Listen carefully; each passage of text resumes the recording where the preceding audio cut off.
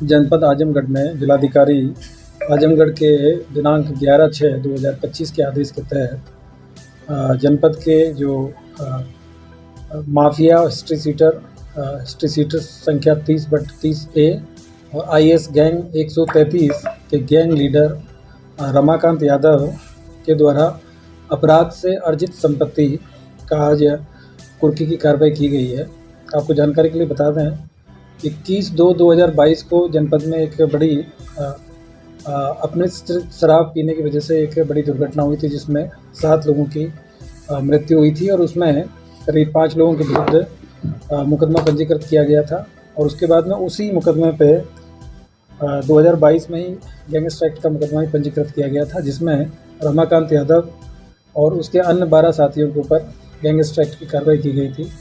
इसी की विवेचना थाना प्रभारी अतरौलिया के द्वारा की जा रही थी और इसमें टोटल मिला के आज करीब 23,42,81,400 रुपये की जो इनकी जो संपत्ति है उसको कुर्की की कार्रवाई की गई है। और ये ग्राम बसई अफसरपुर फरगना माहौल तहसील फूलपुर के अंतर्गत एक जो गाटा संख्या है वो करीब 2.88 हेक्टेयर का है, जिसकी मालियत करीब 2,13,00,000 रुपया है।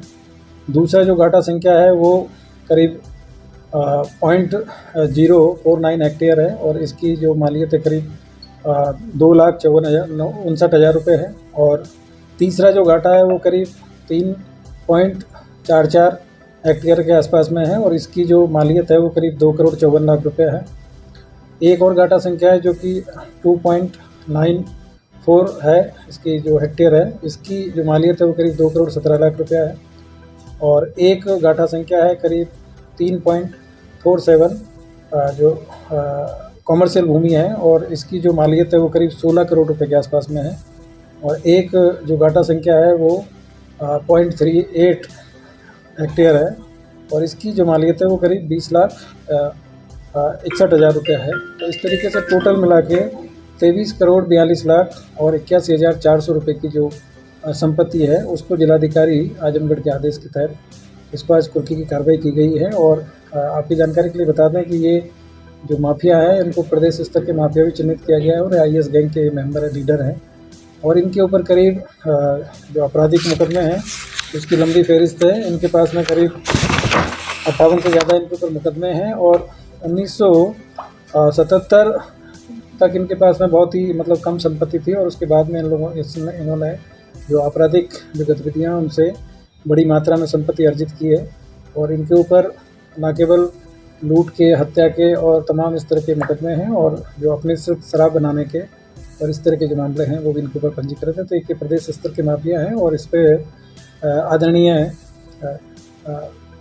DGP महोदय, आदरणीय DG LO महोदय और ADG जॉन महोदय, DIG महोदय के निर्देश के क्रम में और माननीय मुख्यमंत्री जी के द्वारा जो माफियाओं के विरुद्ध जो कार्रवाई की जा रही है उसके तहत ये कार्रवाई की गई है। और जो जनपद आजमगढ़ है यहाँ की जो कानून व्यवस्था है उसको सुदृढ़ करने के लिए और इस तरह के जो माफिया राज जो यहाँ पे पहले चलता था, इस तरह के लोग हैं उनको खिलाफ ये कार्रवाई की गई है, जिससे कि प्रदेश में और ज़िले में जो कानून व्यवस्था है उसकी स्थिति को अक्षुण्ण बनाए रखा जा सके और आम आदमी है उसको अपनी मेहनत की कमाई से जो चीज़ें करते हैं और मेहनत से सारी चीज़ें आगे करने के लिए प्रेरित करने के लिए इस तरह की जो कार्रवाई है, इस तरह की जो बहुत ही विख्यात ये यहाँ पे रहे हैं और इनका जो टेरर था उसकी वजह से तमाम लोग यहाँ इनसे परेशान थे, तो इनके खिलाफ कार्रवाई की गई। वर्तमान में जो ये माफिया हैं ये फतेहगढ़ जेल में अभी नियुक्त है।